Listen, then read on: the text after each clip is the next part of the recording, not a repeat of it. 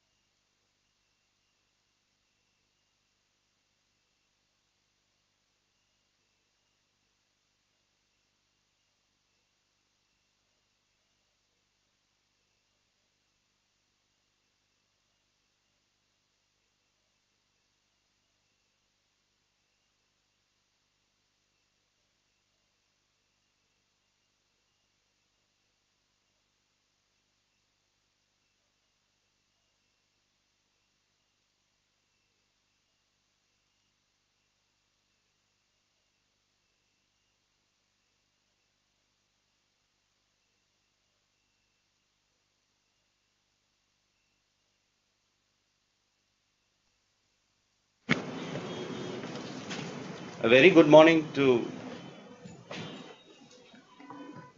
all those who have joined this second webinar on the discussion relating to the three new criminal laws which have been enacted by the Parliament and are very shortly due to come into force.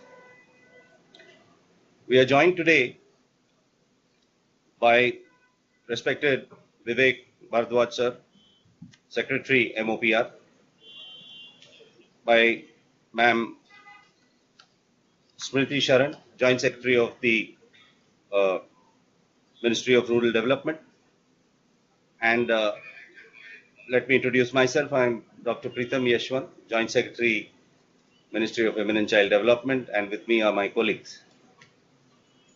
right at the outset, I would request Vivek Bhardwaj sir to please set the proceedings in motion today with your opening remarks, sir, on these three criminal laws, which are a momentous decision and a momentous time in the criminal legislation in our country.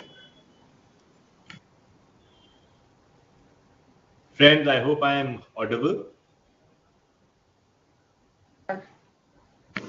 Yes, you You are. see, we are prone to using the word transformational very often and in a very loose manner. But this is truly transformational.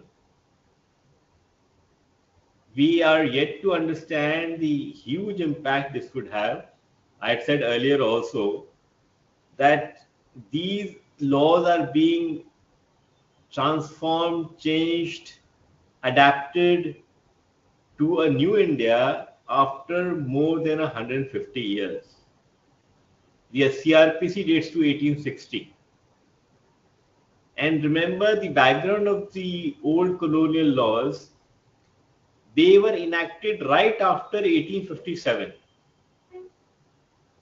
In fact, our police commissionerates came into being in the East India Company time. They are not a modern phenomena at all.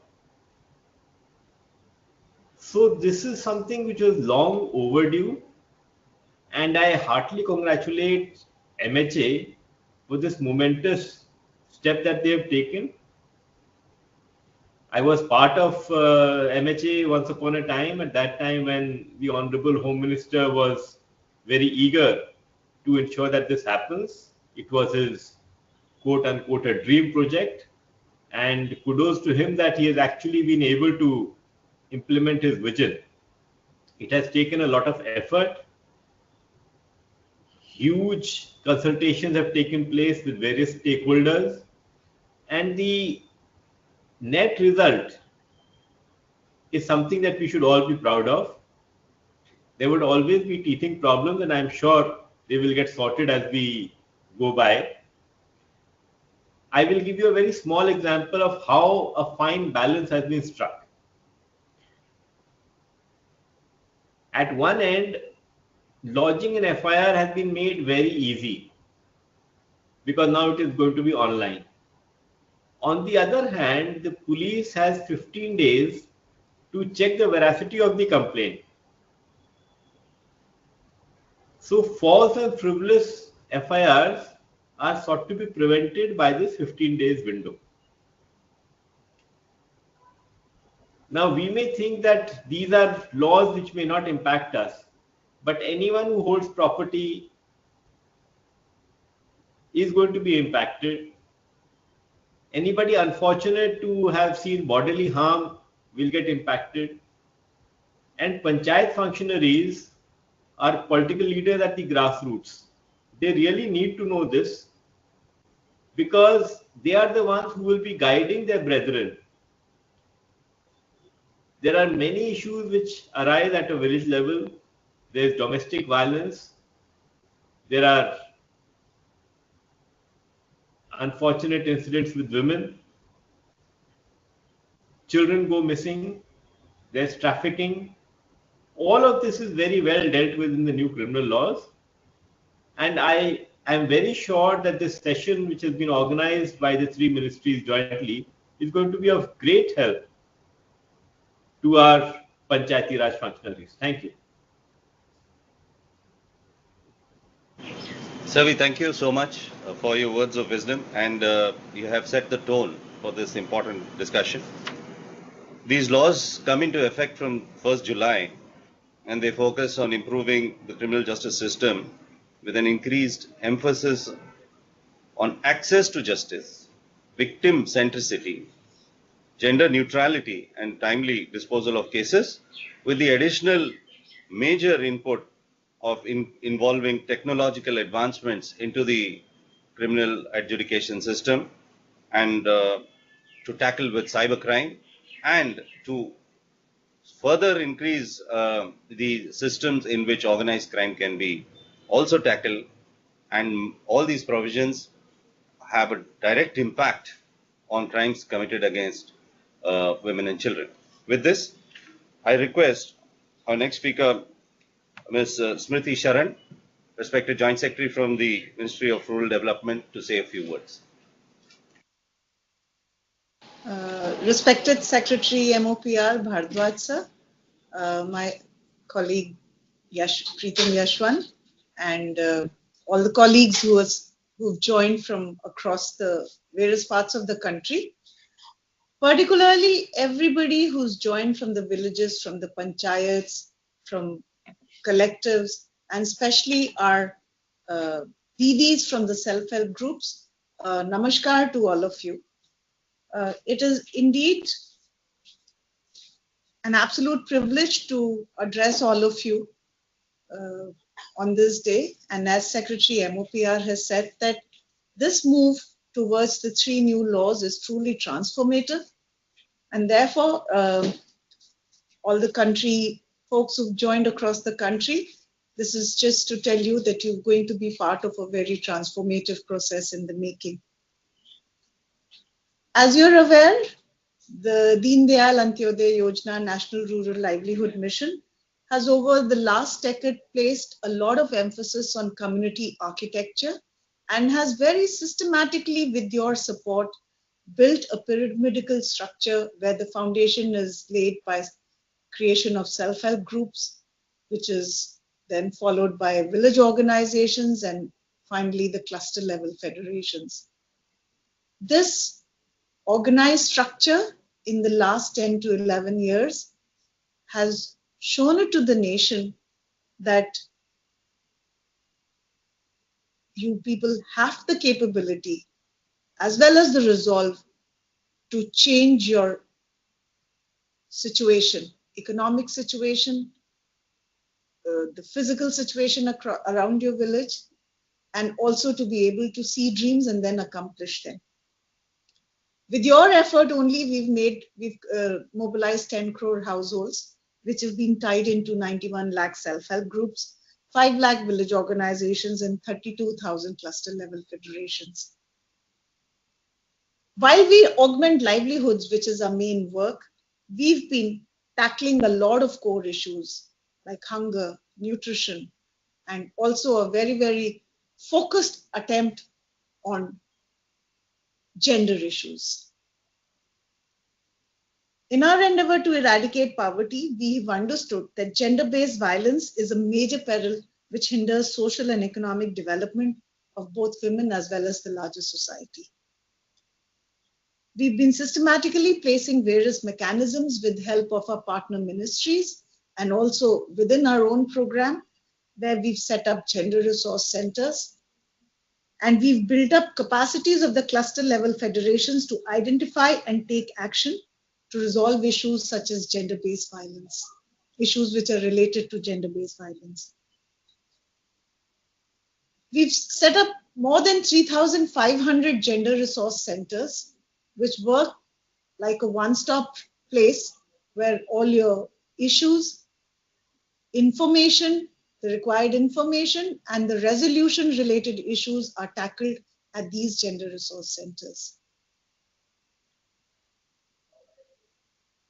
All of you must be aware that in partnership and in true spirit of convergence, we've done 2 successful years of Nai Chetna, which is a specific campaign which we'll run during the months of December and January, which tackles the issue of gender-based violence.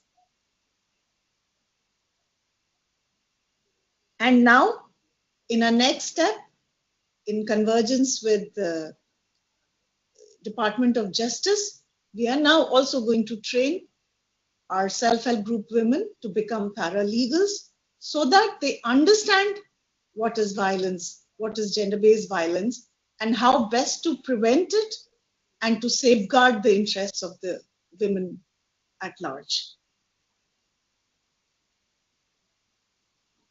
With our experience on the ground, we have also understood that a violence-free future can only be enabled if we have legal literacy in large doses.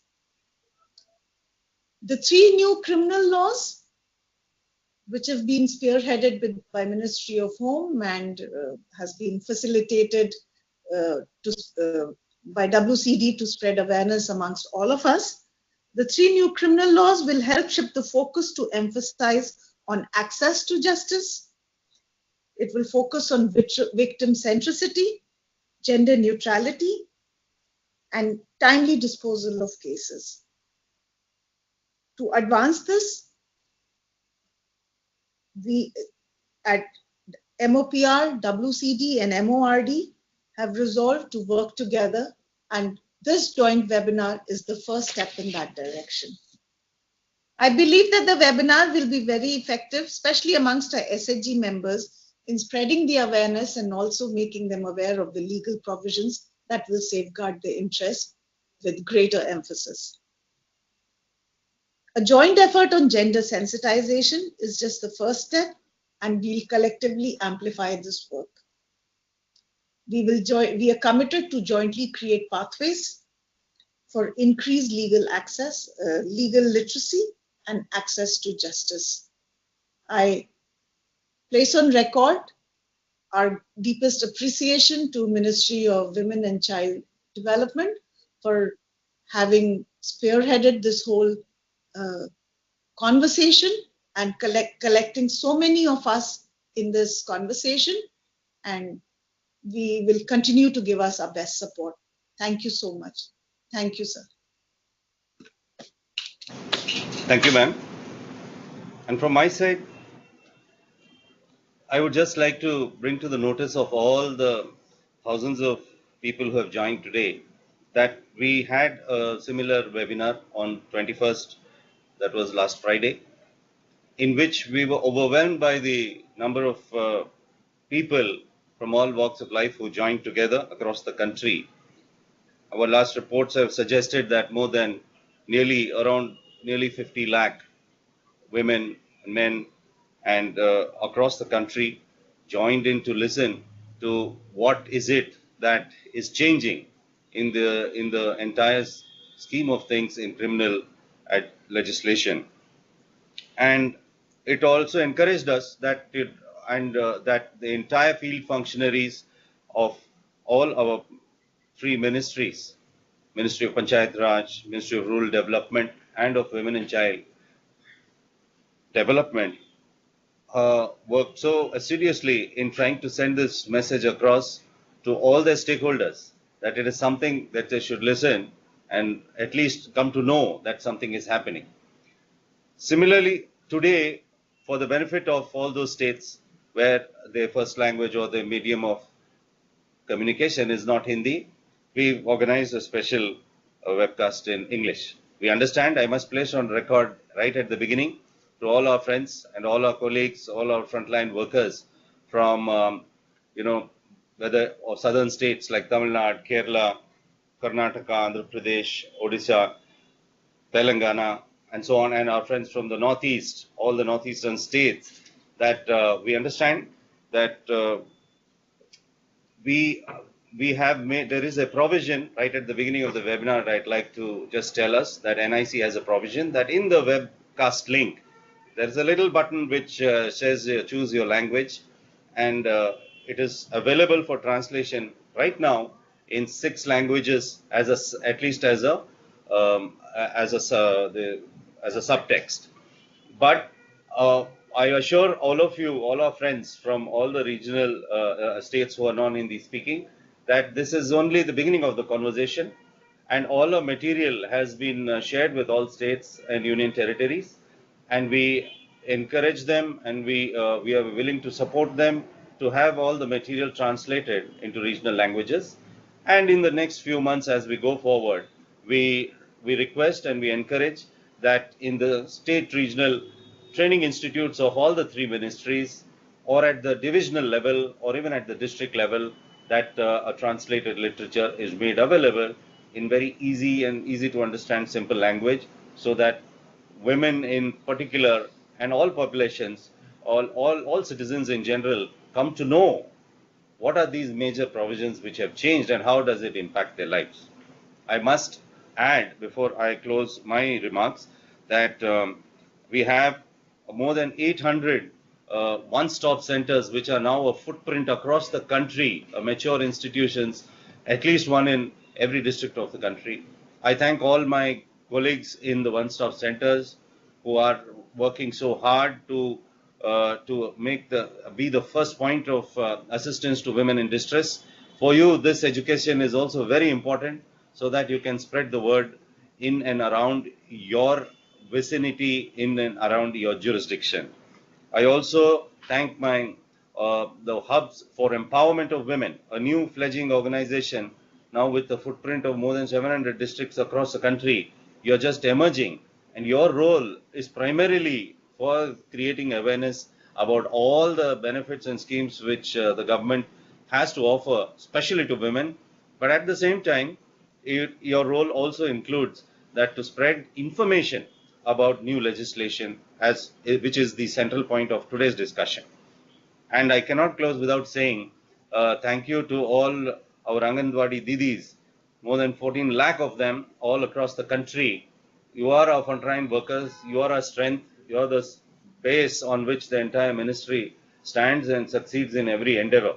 So to all my Didis who are perhaps conversant in English today, since today's webinar is in English, in the Northeast especially and in the southern states, I thank you very much for your continued efforts in taking forward the journey of development and empowerment of women in this country. With that, I must introduce my two colleagues, capable and very well versed with the subject at hand. On my left is Ms. Aditi Tripathi.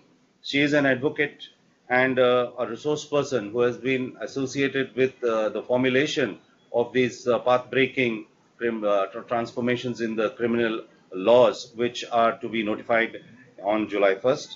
And she will very lucidly, very simply, and touch upon all the specific provisions of the law which have a major impact on the lives of all the women and children across our country. And later on, it will be followed by some more insights into these legislation, the provisions of these legislations, by my colleague, Mr. Dayashankar, who sits on my right, who is a director in the ministry and deals with all matters relating to women welfare. With that, I hand it over to you, Ms. Aditi Tripathi. Thank you.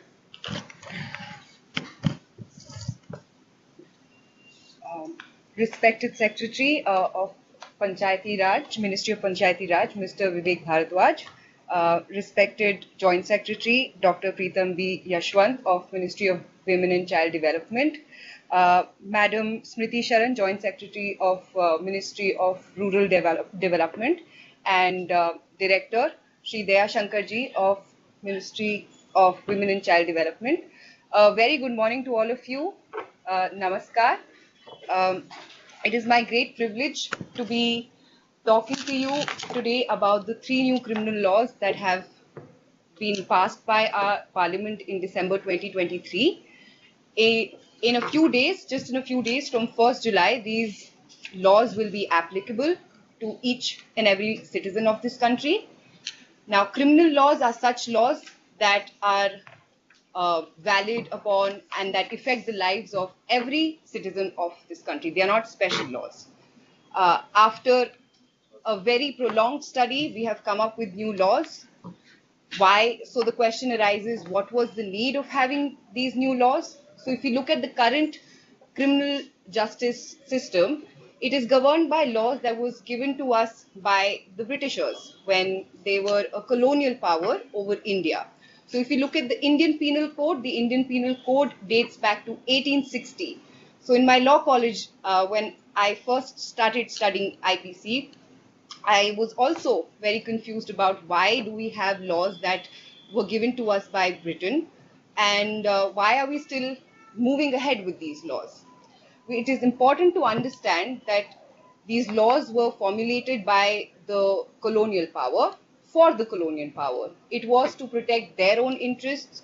It was to ensure that the subjects, that is the general population over which they were ruling, can be controlled, can be punished, can be demoralized.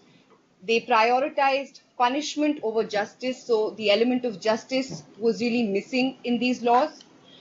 Secondly, why there was a need is because these laws are colonial. Imagine a penal code, a legislation which provides offences was made in 1860. So the Indian society at that time was very different. Today, how we stand as a society, we are very different. And over the years, we have seen that this system is rigged with a lot of problems.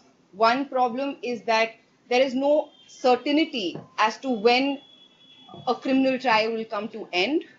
There is less accessibility where, because of lack of legal awareness and also because of certain difficulties in procedures, uh, it is difficult for a common person to have access to law enforcement agencies or to have access to even basic documentation that pertains to their cases.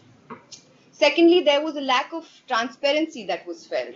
And this lack of transparency also is also reflected in the fact that the kind of evidence that is collected does not end up being credible enough at the end, by the end of the criminal trial. So all of these problems were looked at, and it was thought of what can be done to find a solution to these problems. So there was a study, a deliberation that spanned over 4 years. People from all sects of society which are affected by this, who are the prominent stakeholders, be it the general public, be it judges of district courts, high courts, supreme courts, MLAs, MPs, legal professionals, advocates, forensic experts, information technology experts, police, and other law to adapt to the current system and ensure that the current system gets modernized slowly and slowly. So if we look at what the new legislations have brought to us, certain things come out prominently. First is its victim centricity and ensuring that these are public centric laws which ensures access to justice and protection of the rights of victims and public. So for this, one of the most important changes that have been introduced is pertaining to how we file an FIR. So say an offense has occurred. Currently, what is required by a person if they want to file a report against that offense is that they go to the jurisdictional police station of where that offense has occurred and then file a police report there. So a lot of times this led to a lot of corrupt practices, and a lot of times due to lack of awareness and lack of knowledge, people did not know about which police station to go. Say the offense happened somewhere else and they live somewhere else, it became a difficulty to go there, attend proceedings in the police station when you're called as a witness to give your statements and other things. So this problem has virtually been done away with because now they have introduced something called a zero FIR, which means you can file a police complaint in any police station, regardless of where the offense has occurred. Second and most important, your police FIR is not being registered even after the introduction of zero FIRs and EFIR. Then you have the opportunity of going to the superintendent of police, writing a complaint to him and asking for his intervention. He will assess the situation and ask a subordinate officer to conduct investigation. Say if you do not find relief even over here, then you have the option of going to a magistrate and filing a complaint with the magistrate seeking the intervention of the court's wisdom, and then the court can ask the police to conduct investigation. So these are certain very important changes that have been brought about which will strengthen the rights and protect the rights of public and victims. Secondly, it has been said in law now that the victim or the informant has to get a free copy of the FIR from the police station. So the protection of the right to information is instituted at the very beginning of this process. Secondly, women who have suffered, who are victims of certain sexual offenses like rape and gang rape, in those situations, a lady police officer has to record their first information report. In cases where there are individuals who are mentally or physically disabled and their movement is highly restricted, in those cases, a police officer has to visit their place of residence or any place that they are comfortable in with the assistant. They can have their parents, relative, or social worker while they are giving their statement to the police officer, and such a proceeding may also be recorded to ensure that no abuse of power to put their point across, so that it is on the record, it is heard, and their rights are protected. The second important point that comes across from these three legislations is that there is a significant push to make the system more accountable and transparent. So for this, technology has been leveraged in a fantastic way. So a lot of procedural things like servicing of summons, notices, warrants, supply of documents, all of these things used to take a lot of time because they used to be done manually. So now electronic medium has been adopted for these things. Electronic medium has also been adopted for presenting yourself in court if you have to give a statement, or you have to be cross-examined, or you have to depose evidence. So anybody, victim, witnesses, any public servant, any expert, they can now go to a place that will be designated by the state government, and they don't necessarily have to go to the exact court premise where the court is happening. So this also, in cases where people are not in the same jurisdiction of the court, they do not have to travel for the purposes of giving their evidence. Hence, this brings about a lot of convenience, and this also speeds up the process of court proceedings. Secondly, to bring about accountability, one of the most important things that has been done is that once you file an FIR, within 90 days, a police officer has to inform you about what progress has the investigation taken, what steps have been taken, what are going to be taken. The victim will be informed fully about this within the first 90 days of filing the police report. Similarly, for the first time, forensic experts have been mandated. Now it is necessary that forensic experts go to the crime scene in case of heinous offences. Heinous offences being those offences which are punishable for more than 7 years. So now forensic experts have to go to that crime scene, collect evidence. What this does is that field experts are now handling forensic crime as well. Second, another point about increasing accountability and increasing transparency in the criminal justice system is that any search and seizure proceeding that is now conducted by police has to be audio-video recorded. In fact, starting from the search and seizure proceedings, after that, even when the list of items is made, witnesses are called, or the entire process has to be recorded through audio-video electronic means, which will be used as evidence later when the question about the search and seizure proceedings comes in the trial. Another very important measure adopted to ensure that accountability and transparency is maintained is by introducing timelines. So, like I said before, there is very little certainty as to when a criminal trial is going to get over, is going to come to some resolution. Now, this can be a very distressing situation for most people because A, there is a criminal trial that you have to be a part of. B, there are expenses involved in this. C, there is, most importantly, a prolonged wait for justice. So to ensure that certain proceedings, certain stages are not left to happen at any pace, they have been put strict timelines. So things like filing of discharge petition, framing of charges, in how much time should the judgment come out. All of these things have been given prudent enough deadlines. It's not like they have completely made the system so fast that justice does not get a chance to be delivered. But also, inordinate delays have to be stopped. So, reasonable timelines have been put to all of these processes. Offenses against women, sexual offenses against women like rape and gang rape, sexual offenses against children, certain provisions of POCSO have been mandated to be completed. The investigation of such crimes have to be completed within 2 months of time. In the offense of rape, a medical practitioner has also been time bound to give his or her medical report within 7 days to the IO.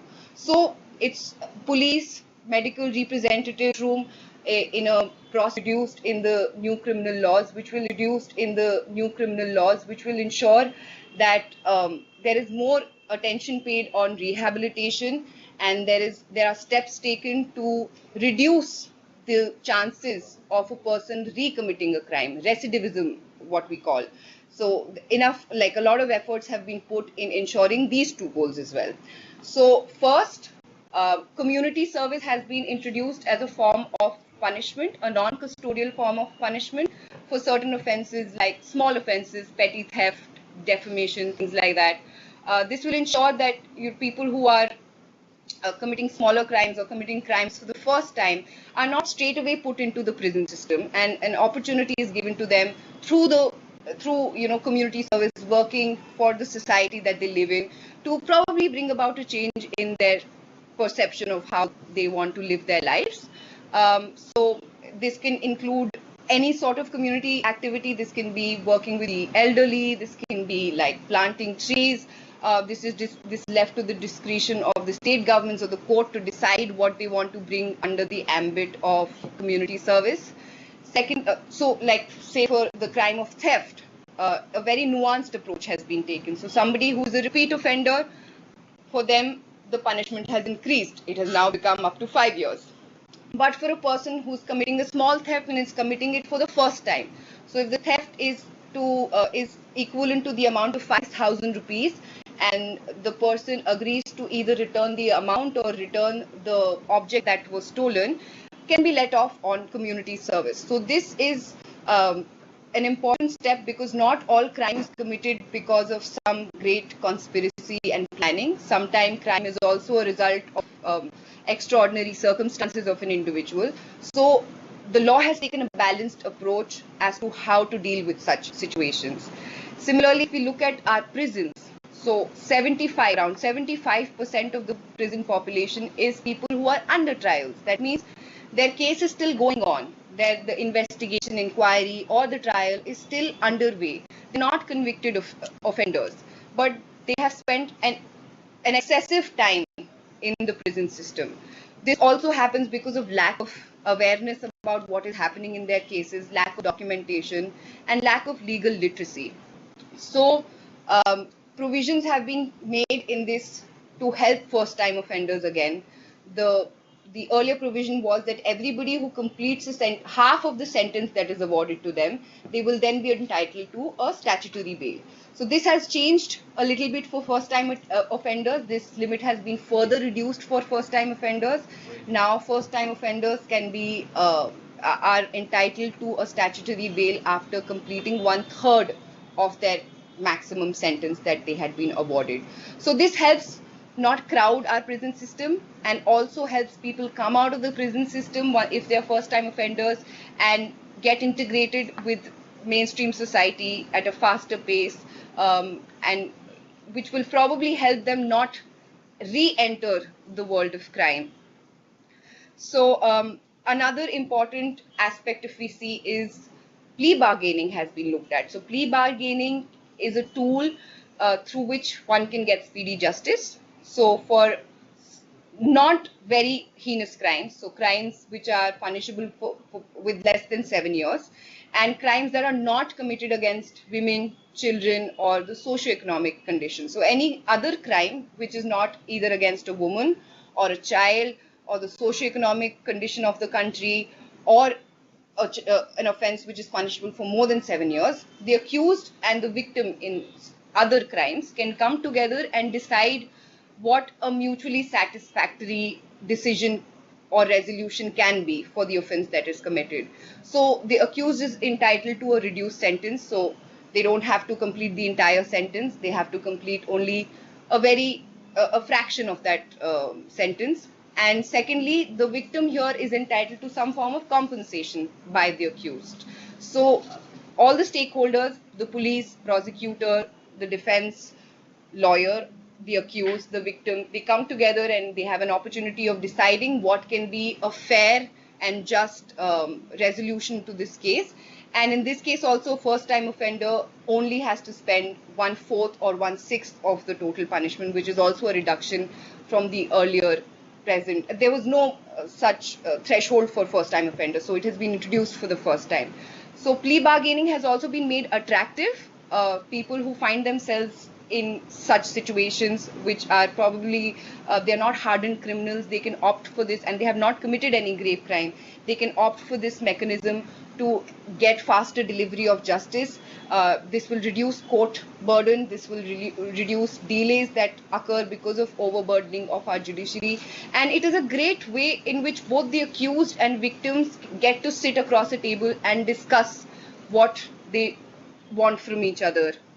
Not the accused from the victim, but what the victim wants and what they are entitled to in order to get justice. Now, if you look at the crimes against women and children, so 2 new offences have been introduced which cater directly to the interests of women and children.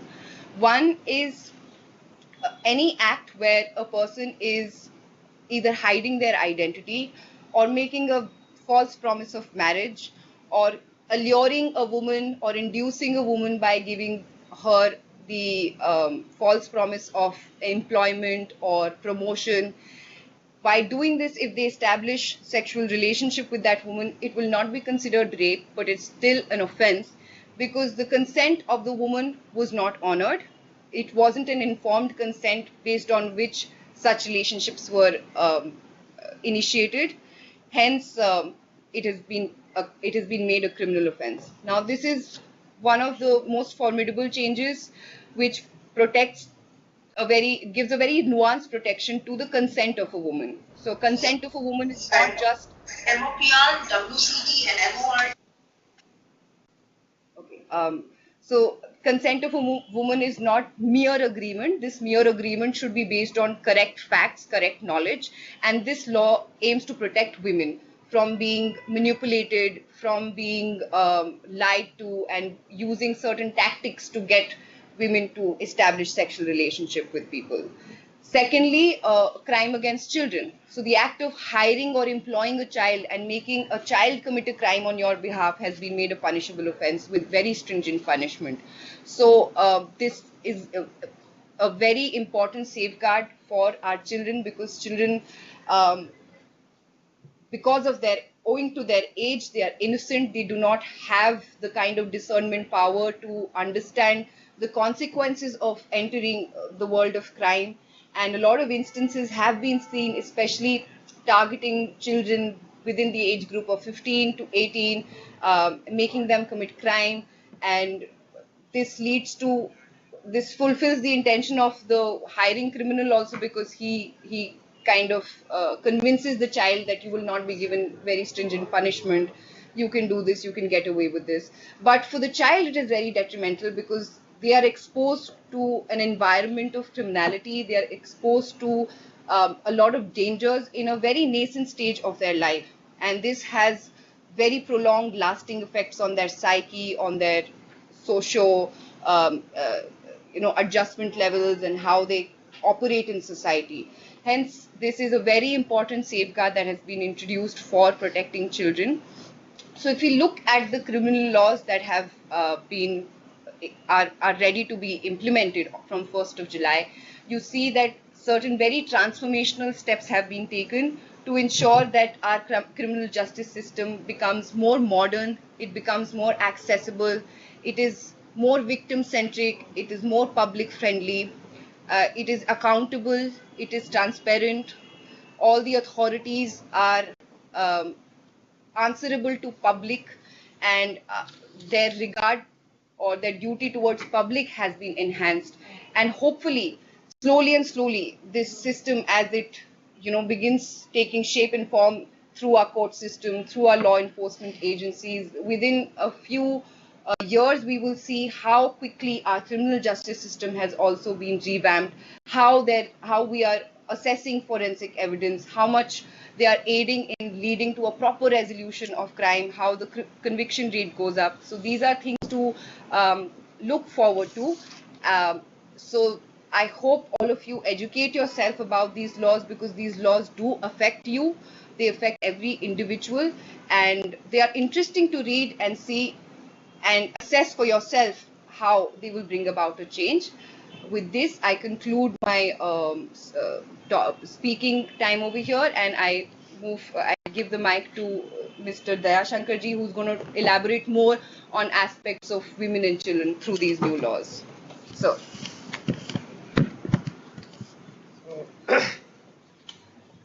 Thank you, ma'am Aditi ji, and welcome to all the participants and senior officers who have joined today from Ministry of Panchayati Raj, Ministry of Rural Development, and all the stakeholders related to Ministry of Women and Child Development, the officials of state government, union territories, the functionaries of one-stop center, hubs, Anganwadi, and all others who have joined today's webinar.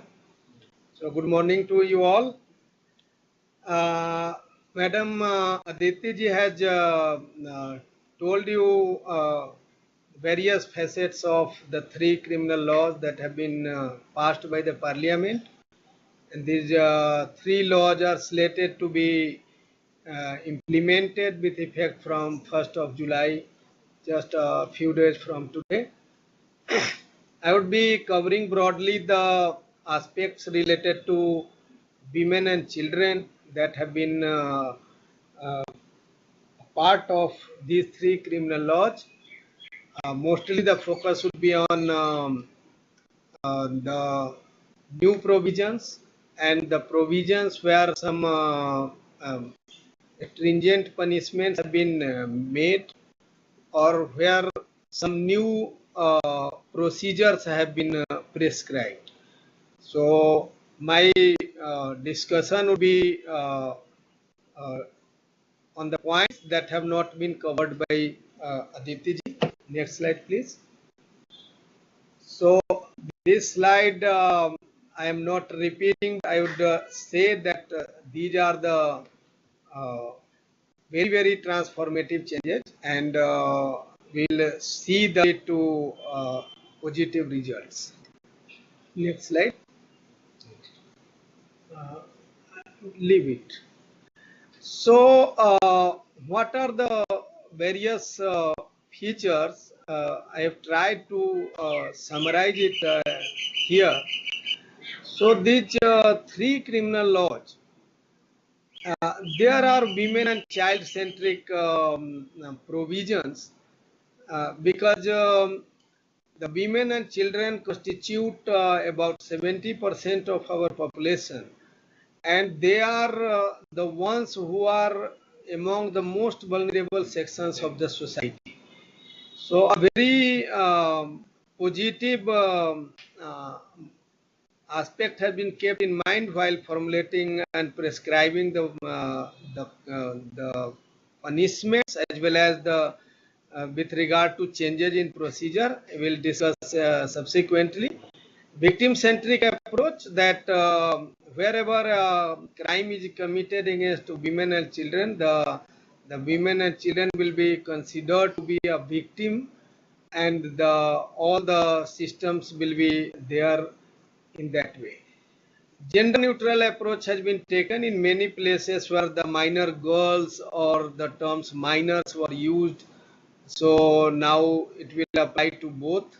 In few places where some of the crimes were earlier considered to be committed by only the men, these have been made gender neutral in view of the changing phases of the society. The technological neutral approach, so all the technological advancements have been very well kept in mind while making the provisions. The focus is on access to justice. As ma'am has already said, that the earlier the Indian Penal Code and other criminal laws, they focus on penalizing the offenders, whereas in the current legislation the focus is on delivering of justice, and it's making it accessible.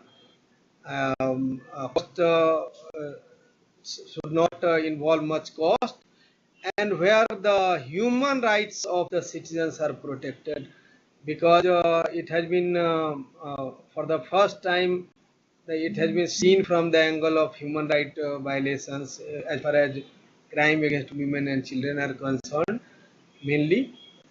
There are enhanced punishments for heinous crime that we'll discuss subsequently. Uh, it has been experience of the citizens that they were facing harassment after approaching the police. So those kind of issues have been taken care of, and the the foremost point is that ease of living of the citizens has been the center to the all the three legislations. Next slide.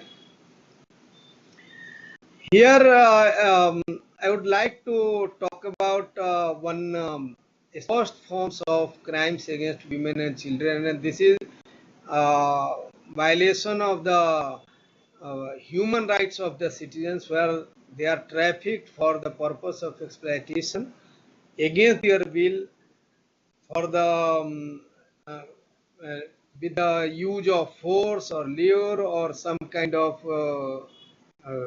incitements. So the human trafficking has been included as a form of organized crime.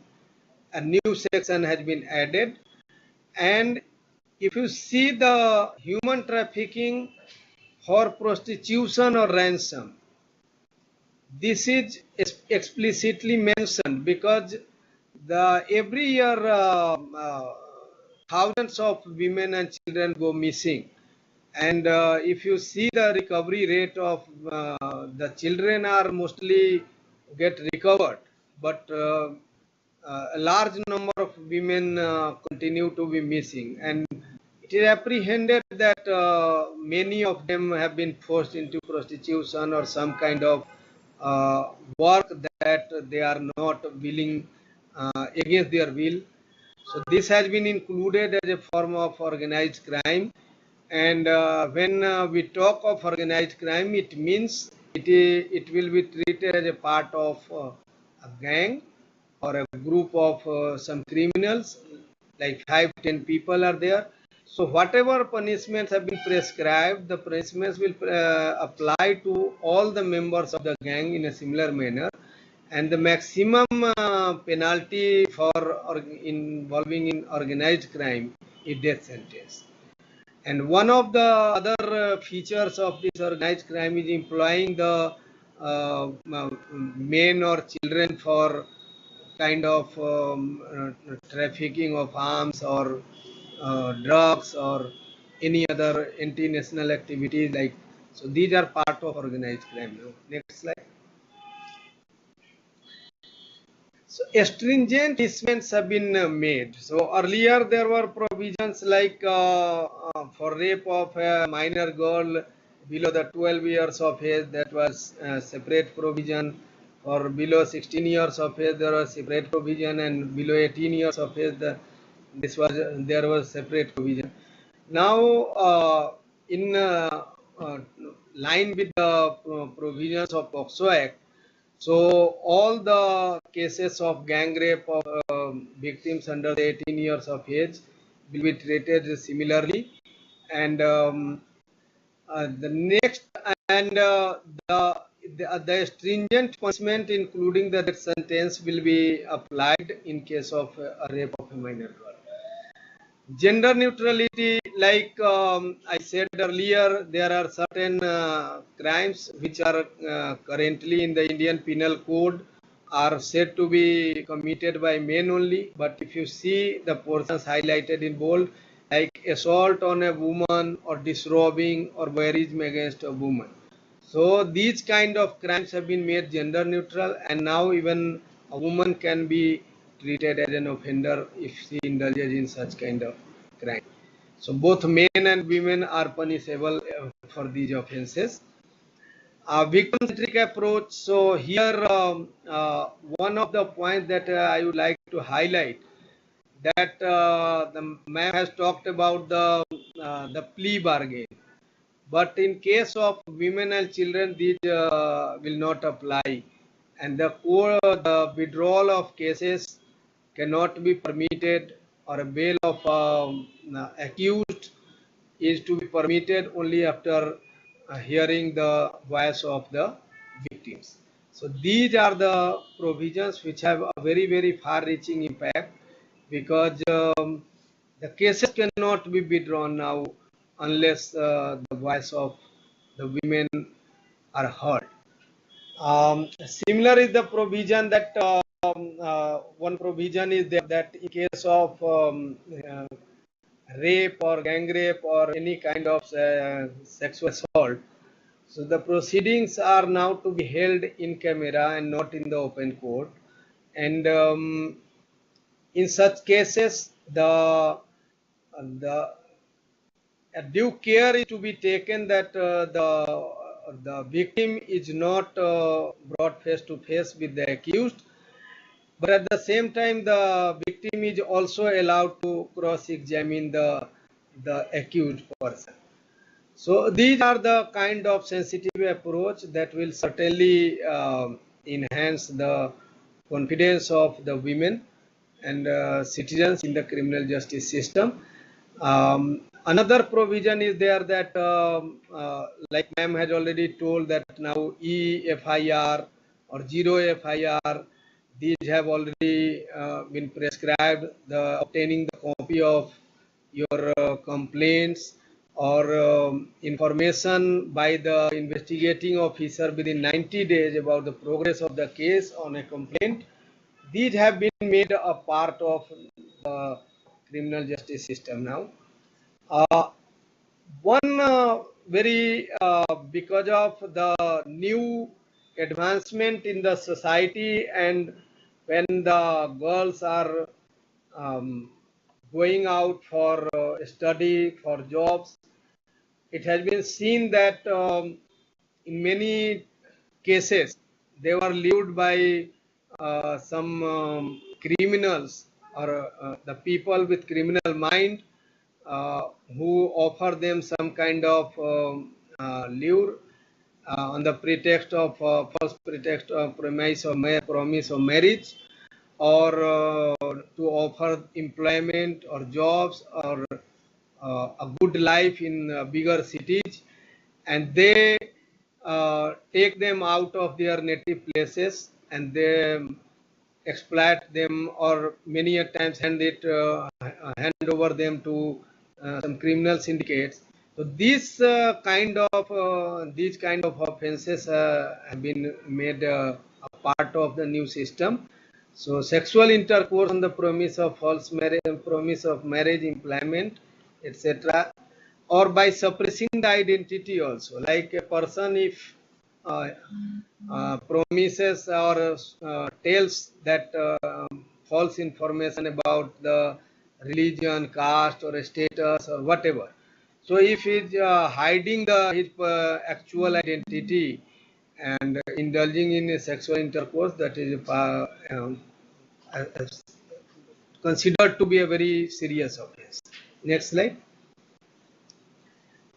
The offenses against children. So, as you are aware, one of the very important points that I would like to highlight here, that in the Indian Penal Code there is an exception under the rape, that if a person is having intercourse with his wife at the age of 15 or above, it is not considered as a rape.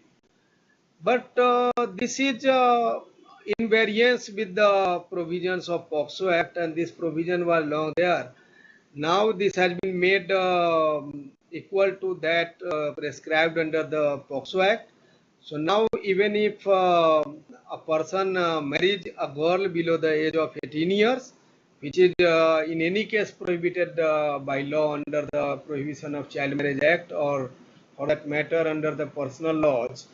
So the age of marriage for a girl or a woman is prescribed as 18 years. But that was an anomaly that has been removed here. And now if a person in the name of marriage is having a relationship, sexual relationship with a minor girl below the 18 years of age, it will be treated as rape and will be tried accordingly. So this is a very big reform, I should say. Hiring, employing, or engaging a child to commit offense. So here this has been seen like as the society evolves, it has been an experience that the criminal syndicates they hire minors who are in the age group of 16, 17 or below 18 years of age to vote of a minor girl for sexual exploitation. That was a crime, but not import of a minor boy. But now here it has been made gender neutral, and now even import of a minor, whether it's a minor boy or a minor girl, it will be treated on the same footing, and there will be a same kind of punishment prescribed for both the offences. Next slide, please. In this slide, we have just for, it is not comprehensive, but just in which the government is very much concerned and giving the highest priority of securing the safety and security of women in the country. Their provisions have been made where there have been enhanced punishment prescribed for crimes against women, wherever which are commensurate with the nature of offense. Like for, if you see the example here, the buying of a child for the purpose of prostitution. So this is the worst form of a crime that one can think of. If you are indulging, buying a child is itself a crime, and buying a child for the purpose of prostitution is the worst form of human rights violation. So here earlier the punishment,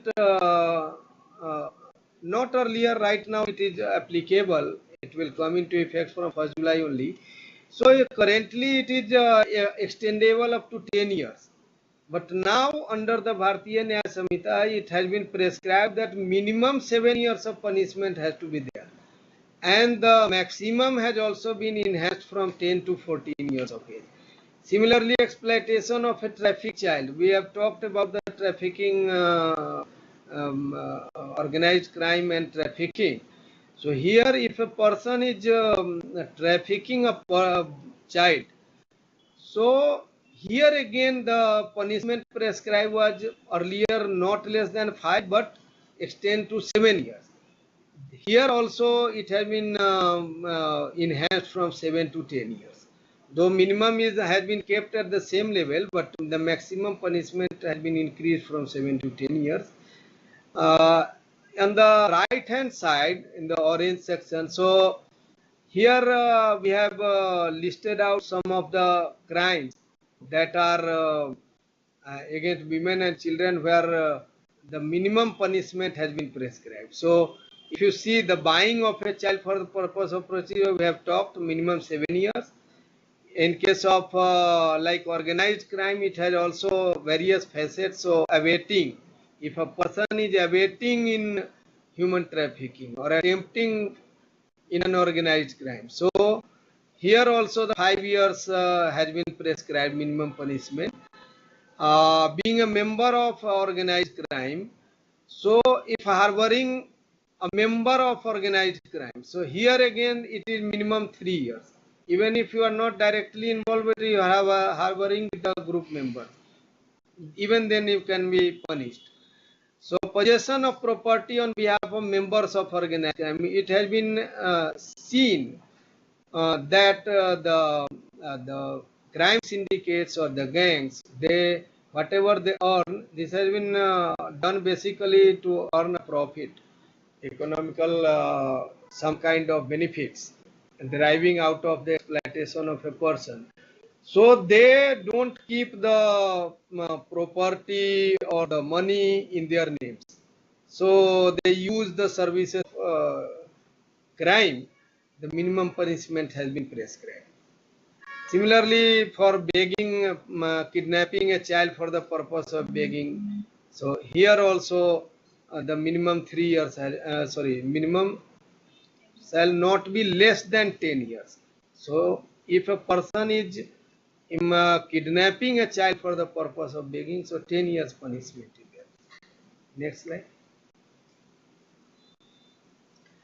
This slide we will share the copy of this presentation with all the stakeholders, all the state functionaries, and my request is that uh, you may get it reached to the every citizens of the country. Translation, if done in the regional language, is better. So here in this slide we have listed out some of the provisions which are specifically related to women and children, and which are the old sections and which are the correct sections, just for ease of understanding. So I am not repeating. These kind of the provisions of Bharatiya Nagrik Suraksha Samhita, whatever has been listed here, Madam has already covered, so we are not. I am not repeating again. But just back. But one very important aspect that is kept in mind, is that now you don't have to go personally and submit a written document or signed document in the police station in support of the very important institutions that have been created in the last 10 years, I should say.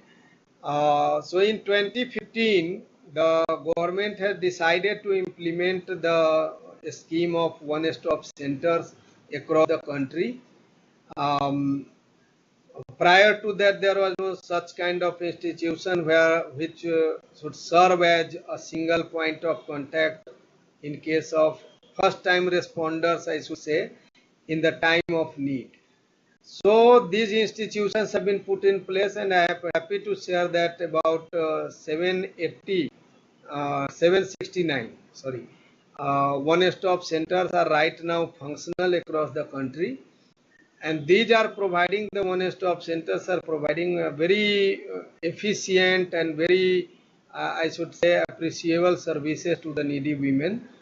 They provide 5 kind of services, like medical aid when there is a case of rape or gang rape or domestic violence or a acid attack. So immediately the one-stop centers can be contacted, and they will connect you with the connect the victims or survivors with the medical facility nearby, free of cost. Another important facility that is provided, like in case of domestic violence, particularly when the husband or the in-laws, they force a woman to go out of the house, they provide temporary shelter for 5 days, and if there is a requirement of long-term shelter, that is also arranged through our another component of Mission Shakti, that is a scheme for safety, security and empowerment of women, that is called Shakti Sadhan. So through which shelter up to 3 or 5 years, as the case may be, can be provided. Another important service that one-stop centers provide is the legal assistance. So through the Legal Services Authority, the District Legal Services Authority, they provide legal aid and counseling to the needy women in case they wish to file a complaint. So free legal aid is provided. Here I would like to highlight that under the Legal Services Authority Act, free legal aid is a right of women and children who are considered to be most vulnerable sections of the society. So you can avail the services of one-stop centers. Another important aspect is providing psychosocial counseling in case of need, because whenever such kind of heinous act or a kind of violence is faced by a woman, or she is in distress, so counseling plays a very important role. So they also provide the services of counselors who will tell you, or who will make you feel good and happy, and also try to reduce the trauma that you have faced. That whenever there is a crisis, there is a need, they can contact their nearest one-stop center. You can also contact the one-stop center through our National Women Helpline 181, which is now integrated with the emergency response support system, which is another project of Ministry of Home Affairs funded under Nirbhaya Fund. The 112 number is providing all kind of emergency responses like police or ambulance service or fire services. But now that 181 Women Helpline and 1098 Child Line, they are integrated with the BNSS service. So they provide you seamless services, whether it is emergency or non-emergency. So do avail the services of, remember the numbers 181, 112, 1098 and one stop center, and contact wherever there is an emergency or wherever a woman is needing any kind of help. Another important institution that the Ministry of Women and Child Development has put in place at the district level and the state level is the Hub for Empowerment of Women. We call it Sankalp Kendra. So these Hub for Empowerment of Women, they provide all kind of information and services like schemes of central government or state governments. Next slide, please, which is kind of, yes.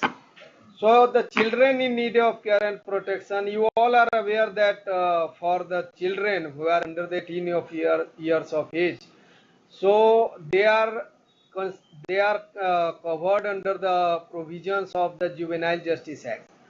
So Juvenile Justice Act has been enacted by the government, especially for the children who are in the need of care and protection. And there are unfortunate circumstances where first and foremost point that is to be kept in mind that the children should not be interrogated or kept in the custody of the police. So under this Act, JJ Act, we have the system of Juvenile Justice Board and the Child Welfare Committee. And there are special juvenile police units that have been created across the country. So the children, whenever they are found to be crossing the boundary, I should say, not an offender, so they should be treated and placed before the Juvenile Justice Board in case of conflict with the law, and in case they are children in need of care and protection, they should be placed with the child welfare committees for their rehabilitation and taking care. There are a few provisions like under the Bharatiya Nagarik Suraksha Samhita. Now the children below the age of 7 years, they will not be treated as offenders in case something goes wrong. Similarly, the children between 7 to 12 years of age, so they are also considered to be, if they are not able to, they are not matured enough to take decisions themselves. So even if they have committed some kind of crime or offense, they will not be treated as a criminal or offenders or child in conflict with the law. I have already told that the children should be treated under the provisions of JJ Act, and enabling provisions have been made in the 3 new criminal laws. So these are to be kept in mind while a child has committed any kind of offense. The plea bargain is, I have already told in case of women, and the same applies also in the case of child, that is not available in case of where there is a crime against child. So this is to be also kept in mind. So with this, I conclude my presentation, and I, on behalf of the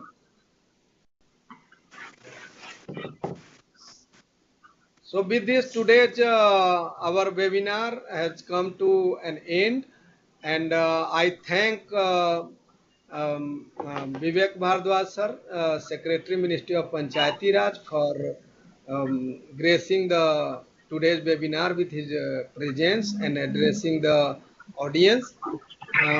Also thank Madam Smriti Saranji, Joint Secretary, Ministry of Rural Development, for your presence, ma'am, and all the officers of the Ministry of Women and Child Development, Ministry of Rural Development, Ministry of Panchayati Raj, officers from states and UTs for joining today's webinar, and my heartfelt thanks to all the participants who have joined from across the country and benefited from today's webinar.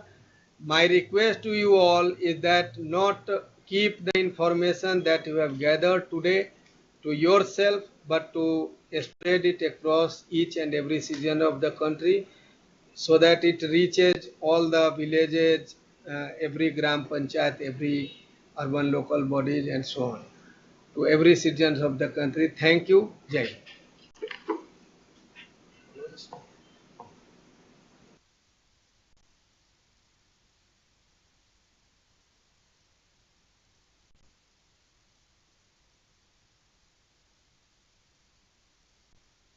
Your meeting has ended.